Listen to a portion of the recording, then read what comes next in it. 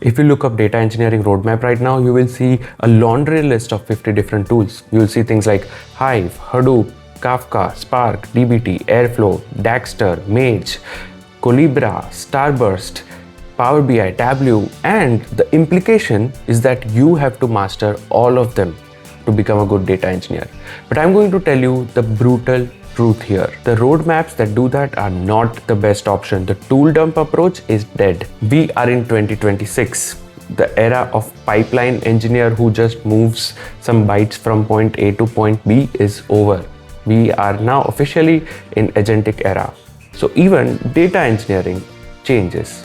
We aren't just going to talk about tools, but we'll also be covering the economic reality of FinOps and the zero copy mandate, which is one of the most important requirements if you want to be the architect of context for AI agents. This is the roadmap about building a career that survives the AI shift. But AI models are only as good as the data that they are trained on. That confirms that data is still a business's most valuable asset. In fact, 72% of executives agree that data engineers are integral to their business's success, which justifies super high growth of data engineering demand in 2026. As you know, this is Josh, and this video doesn't only contain insights from my past career roles in data plus AI field at ZS, Google or DoorDash, but it also contains the best skills that you should learn right now for a future-proof career. So let's just dive right in. By the way, rest assured, all the resources that you are seeing on the screen are all linked in the description. Phase 1 is a non-negotiable core, which is CS Foundations. Okay, so this roadmap is for everyone. Doesn't matter if you are new to computer science or not. If you are completely new to it, then you should definitely go through the phase 1. But if you have already, let's say, have some bachelor's degree in computer science or computer engineering or IT, then this is the phase that you should skip. Before we touch a single line of SQL or Python code, we need to address one of the biggest mistakes that junior engineers make, which is treating the computer system or operating system like a black box. When a data pipeline fails in production, it is rarely because of some logic issue in your SQL. It's oftentimes because of your operating system level resource constraint or memory leak or maybe some networking blocks. Now, first thing to learn in this phase is Linux and terminal. You need to be comfortable in CLI, so go through free code camp's completely free ebook. I would say the most important chapters are from chapters 1 to 6. You master the Linux CLI, you master the infrastructure. Now, second is networking. Data engineering is fundamentally about moving data across the network. If you don't understand the difference between TCP and UDP and how DNS resolution works, then you'll be stuck in connection refused errors for days and you won't know how to debug it. You need to know some of the basic things like Postgres lives on port 5432 by default and HTTPS lives on 443. Also, how would you do port forwarding if needed? For this, I found a perfect free YouTube playlist called Networking Fundamentals. This has 28 short videos, which is perfect for beginners. And final thing in this phase is Git. Data engineering is like software engineering, so you will be coding. You need to understand the basic strategies and CI/CD tools like GitHub Actions to run automated tests on your code before it merges. Now, phase 2, which is SQL and Python. We are talking about the languages of data, but we are not going to learn them like the way we did in 2020. Knowing SQL doesn't only mean that you should be able to write select star statements. There is a lot of things to it. Yes, there is obviously joins and aggregates and CTEs and subqueries, but there is even more to it, and that's why a guided path is something that I would recommend for this section. Now, I have a separate video on my channel for this, but the best one place to learn all of the things as quickly as possible is this track, which is Associate Data Engineer in SQL. And I love it because it teaches you all the SQL skills needed to succeed as a data engineer in one place. For example, internals, you need to be able to read and explain plan. You need to know the difference between a sequential scan and an index scan so you don't crash the cluster. Analytics, you must master window functions like rank, lead for time series analysis. JSONs, like modern warehouse like Snowflake and BigQuery, use semi-structured data. You need to learn how to flatten JSON directly in SQL. What's particularly great about DataCamp is that you learn by writing code directly on their platform from day one. Java, Go, C++, JavaScript, Kotlin, all these things are fine. But when it comes to data engineering, Python is still the winner. And I have created a dedicated video on my channel for Python as well, but I'm going to quickly summarize it right here for you. You also need to know some advanced concepts like OOP, or how does validation framework like Pydantic work. So how do you get started? Books like Automate the Boring Stuff will provide a good starting point. However, it doesn't cover everything that you will need to learn.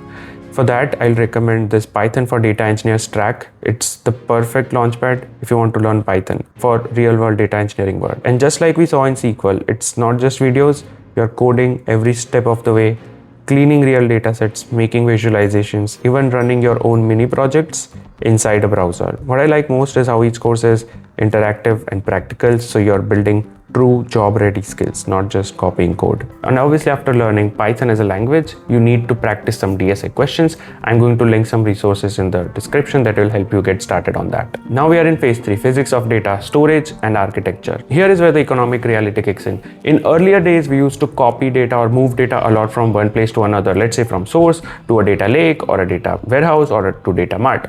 Now that's the data tax that companies are no longer willing to pay. That movement is not really something that's very elegant in 2026. Industry has shifted to federated querying and open table formats because we want to query the data where they live instead of keep moving them around. And that's where Apache Iceberg enters. It's the winner of format wars. Iceberg brings ACID transactions to object storage, like for S3. It uses metadata files to track snapshots, allowing it for time travel.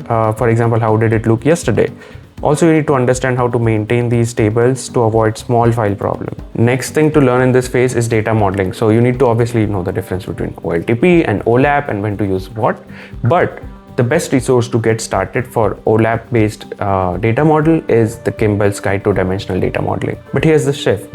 Star Schema is great for BI based workloads, but for high performance cloud computing warehouses, people are moving to OBT, which is one big table, collapsing joins into massive wide tables to boost query performance. So understand what it is and how it can be used. Learning Snowflake would also be really helpful if you have time here. Phase 4, which is processing and orchestration. Now we need to transform the data. And when we talk about transforming the data that exceeds in size, which doesn't fit into a single machine, then Spark is king. Don't just learn the API, learn Catalyst Optimizer and Tungsten Engine. Understand shuffling, for example. Moving data across network is the most expensive thing you can do. So optimizing shuffling and handling data skew is what makes you a senior engineer. Basically, focus more on architecture and optimization related concepts than syntax when you learn Spark. Also, when you learn Spark, do it on Databricks community or free edition so that you will hit two birds with one stone. So now you have familiarity with a tool like Databricks and a framework like Spark. Now let's talk about DBT. DBT has revolutionized the letter T in ELT, which is extract load transformation. But if there was one skill in this entire list until now, which I would say is completely optional, would be that, because DBT is just a tool. So I've hardly seen that being part of an interview process, but the companies who rely on that heavily might use it. Now in this phase, we are going to talk about real-time layer. That's where you have to learn Kafka and Flink, and I'm going to link both the resources in the description. Kafka is just a queue that moves events from point A to point B as they happen and distributes it across different consumers if required. Flink is one of the most optimal consumer for real-time data analytics that connects with systems like Spark, gets the events and aggregates those data, or maybe joins them as per the requirement. Combination of Kafka and Flink is often the best optimal solution for most real-time workloads that require very high throughput. Think about hundreds of thousands of transactions happening on systems like Amazon every minute. Now the final skill in this phase is orchestration. Now to schedule all of this, you need a tool that connects these tools together, and that's where Airflow enters. There are other alternatives that you can explore as well. If you want like better, let's say, developer experience, you can look at Mage. It treats data as a first-class citizen and letting you preview data like a notebook in every step of the pipeline. Or Daxter, which focuses on data assets rather than just tasks. But I still recommend that Airflow is one tool that you should always learn when you're talking about orchestration, and then run list of the tools that I mentioned only if you have time. So now you know Linux, Python, Spark, SQL, everything. You need a place to run it, and in 2026, you cannot be a data engineer if you don't know the cloud platforms, because cloud platforms is one ecosystem where you can easily plug and play all of your different jobs and run it on cloud and without having to worry about resource constraints. There's nothing wrong with either of three major platforms, but if you're starting new, that I would recommend that go with AWS because it has the largest market share. You don't need to memorize all 200 services and what they do. You only need to stick to the data core, which is S3, EC2, EMR, Lambda, IAM, Redshift, ECS, VPCs, AWS managed Kafka, and Flink. And if you're learning Azure or GCP, as I said, there's nothing wrong with either of these cloud platforms because all of the skills that I just mentioned have one-on-one mapping to different service names within Azure and GCP. So essentially they are the same service, but because they are different cloud providers, they have different names. I would also recommend that after you're done with this course, you should give AWS Solutions Architect examination. I know there is a Data Engineer Associate examination as well, but I still prefer Solutions Architect because it gives you better full picture overview. Also, I have one golden rule for you. Kill ClickOps. If you are still doing everything by logging into the console and using the UI, then you're doing it wrong. You will at some point have to learn infrastructure as a code. That means how do you spin up cloud services without really logging into the console. You do that by learning framework like Terraform. Now, everything we have discussed so far is traditional data engineering, but here is something that is going to be drastically different in 2026 because now we have a new consumer which consumes data out of the data pipeline, and that is an AI agent. Humans can tolerate ambiguity. AI agents cannot, as well as humans can.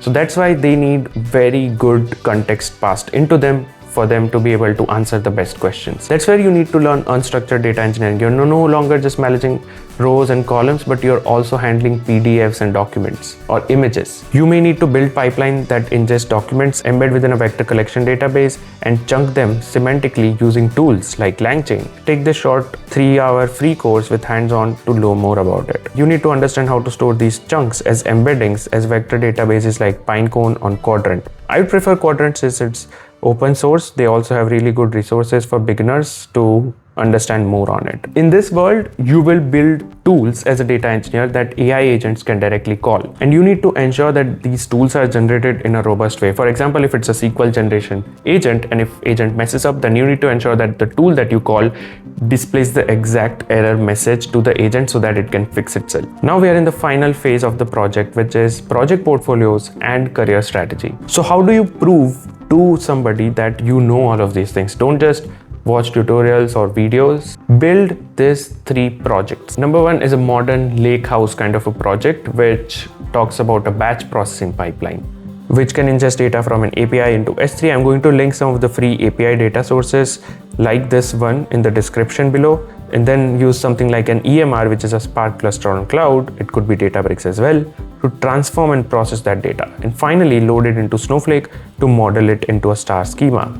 You can orchestrate all of these things using an Airflow. Your focus should also be on storing the code on Git and building a CI/CD and data quality tests in your pipeline. Project number 2 is a streaming project. Let's take an example of a real-time fraud detection pipeline with datasets, obviously. You can use real-time data sources like this one. This GitHub has a list of all the free and paid real-time data sources. You can pull them and push these sources to Kafka and make sure that your Kafka is hosted on a cloud platform, for example, AWS. Then you can use Flink to process a tumbling or a rolling window, and then you can alert anomalies or threshold breaches in your data via Slack or Microsoft Teams, for example. Your focus should be on event time versus processing time, exactly once deliveries in Kafka, schema change detection, etc. Now, project number 3 is an agentic analyst project, which is AI focused. You can build a LangGraph agent that can read PDF financial reports, for example, stored in a vector database, and compare them with real-time stock prices via API. I'm going to link some datasets which can be used for LLM-based projects in the description, so do check it out. Now, naturally, once you're done with learning the skills, you've built a portfolio project, your resume is ready, your GitHub is ready, you need to think about interviews. And I have some really great videos about interview preparation and strategy on my channel, so don't forget to check it out. And one final piece of advice, data starts from here and is being consumed here.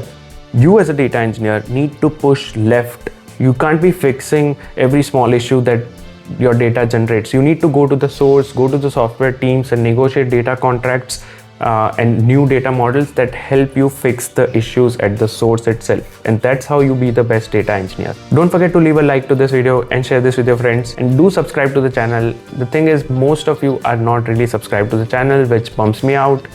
So do that, it keeps me motivated, and feel free to drop your thoughts in the comment section. I try to respond to a lot of them. Start building. See you next time.